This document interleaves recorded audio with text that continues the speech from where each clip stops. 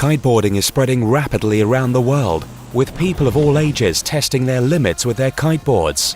Whether it's freestyle, riding the big waves, flying over the surface on their foils, or neck-and-neck battles in twin-tip racing.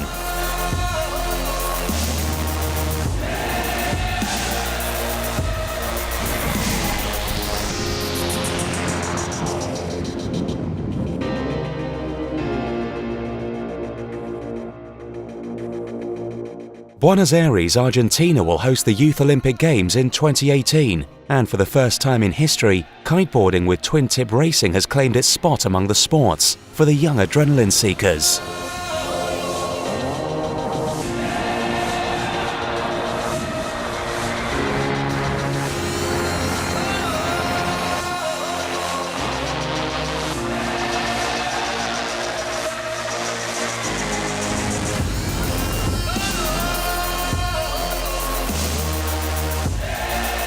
But there aren't unlimited spots, and not all ambitious young riders can compete in the Youth Olympics this year in Argentina. After Cabarete in the Dominican Republic, where the first 4 American riders won their right to compete in the Youth Olympic Games, the fight is on for the following 4 places for Europe and Africa on the second stop of the qualification series in Dakhla, Morocco.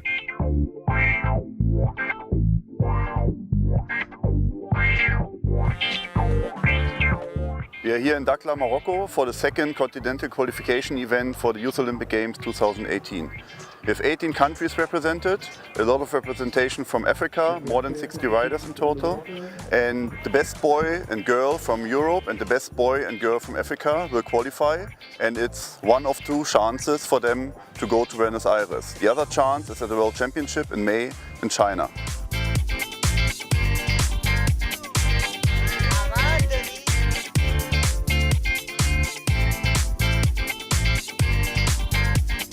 We will have another option in China, and the top 4 will go to the Olympics as well, so it's not like you just have one option, but I'm gonna give my best like everybody will, and we'll see.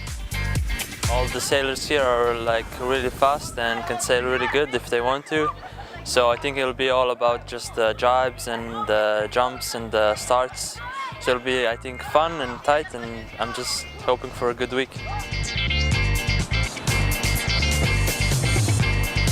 The main economic activity of Dakhla used to be fishing. However, because of its unique landscape, it has become one of the world's most famous attractions for aquatic sports, such as kitesurfing, windsurfing, and surf.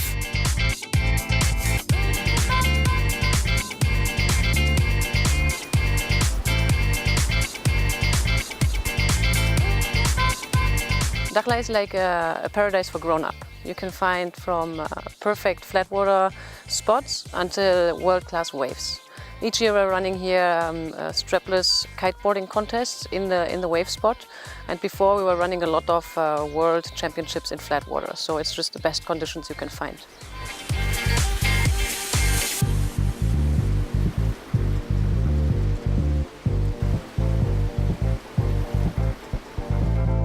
Well, I think kitesurfing put Dakhla on the world map, because before it was not really known. It was only a place for fishermen or agriculture, but now it's become a high-end tourist destination for kitesurfing because the wind conditions and the water conditions are really exceptional, and I think there's no more than 2 or 3 places in the world where you can have that.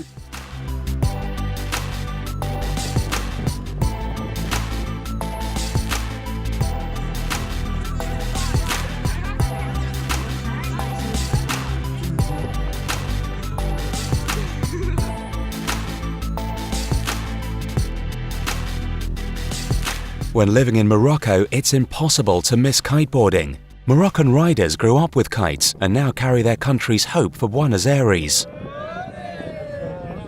I learned kiteboarding in Dakhla, and there are super good conditions here in Morocco to learn kitesurfing, to do kitesurfing, to be professional in kitesurfing.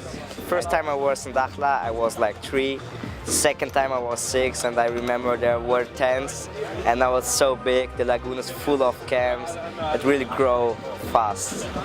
The organisers also provide the opportunity for the local children to meet the world's best riders and get involved with this exciting sport. 20 years ago, I was this kind of sport, kitesurfing. It was my hobby. I was really want to learn. It was a little bit difficult. And today I'm one of the instructors, and also I would like that all these kids have a choice for learning kiting. One of the main actions of Dakhla Attitude is actually to promote the sport with the locals. And every time we have an event like this one, for example, we are hosting 200 kids that come here every day, and they are initiated and they get in touch with or they get in contact with the riders. So it's a way of making sure that the local population also understands what we're doing and accepts it and goes with it as well.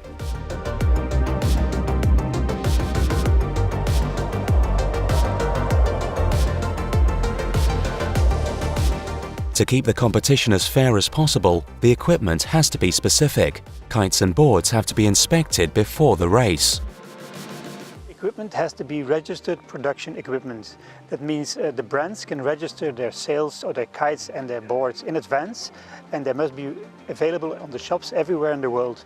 That means everybody can choose whatever brand he wants, but they have to be registered and they have to be available all over the shops. They are allowed to use 4 kites on every event, so before the event they have to declare to us which 4 kites they want to use, and they have to use an extra small kite, a small kite, a medium kite and a large kite, and it has to be in a certain range. So we force them to choose kites from very small to very big. So that means they are also safe. If the wind really picks up, they can go down to a small kite. If the wind is really light, they can go to a big kite. So it's a safety rule, but also a way to help them to choose the kites.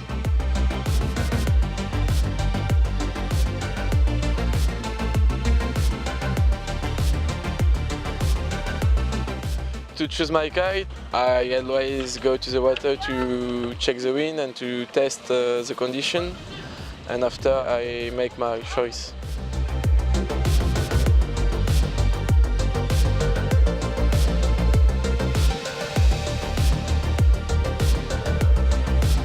There's a kind of box rule. The boards cannot be longer or taller or wider than certain numbers, and also they cannot have more than 4 fins, for instance, and things like that. But it's all described in the class rules and it's pretty straightforward.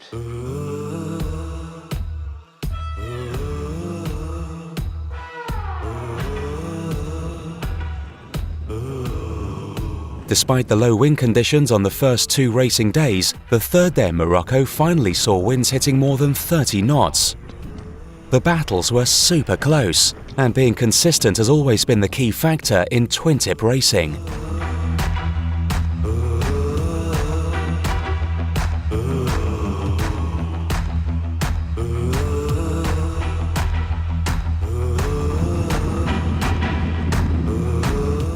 The start is really difficult, so guys better to go 1 second after, not be over the start, because that will ruin your whole race. Rather be careful, rather lose a point than lose a race. Then you have to be careful to the buoys and jumping.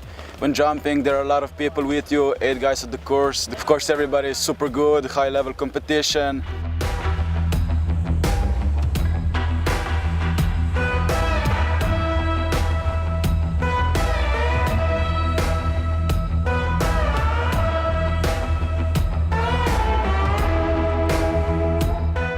Kiting is not only a boys' sport. It may be extreme and physically demanding, but it also requires quick thinking and strategy.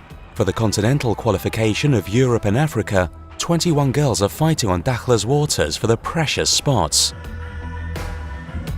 Of course, as every sport, when you do it in competition, well, you need to be strong and everything, but kiteboarding, like, just for fun, is super accessible.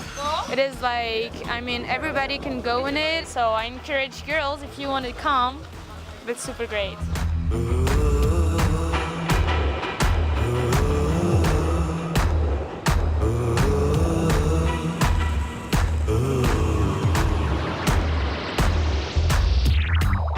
In the end, in the boys' African division, Jonas Wahmid was the popular local winner, whilst in the European boys, Tony Vodisek sealed the overall victory by less than 1 point.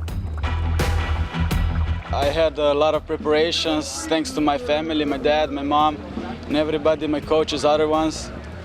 I'm really happy that I won. Now hope to see everybody in Youth Olympics, right? I'm super happy to become first. I'm super happy to qualify Morocco for the Youth Olympic Games in Buenos Aires this year. In the girls, Italian Sofia Tomasoni claimed the European spot, while Ruth Goose from South Africa stole a march on her rivals to take the Youth Olympic slot. I'm really happy. This is what I've wanted for almost a year, and I can't wait to go to the Olympics and challenge myself again. Obviously I'm excited about the result because it means I can go to Buenos Aires, but the difficulties for me was the beginning of the week where there was no wind, but when it picked up it was good.